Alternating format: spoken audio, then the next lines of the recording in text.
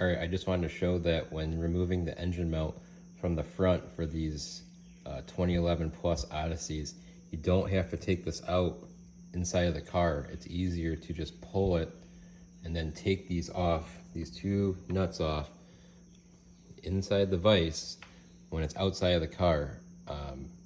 Mine had some sort of line that was obstructing this nut, making it really difficult to get out. So just do it while it's outside of the car, put it in a vise and take it out.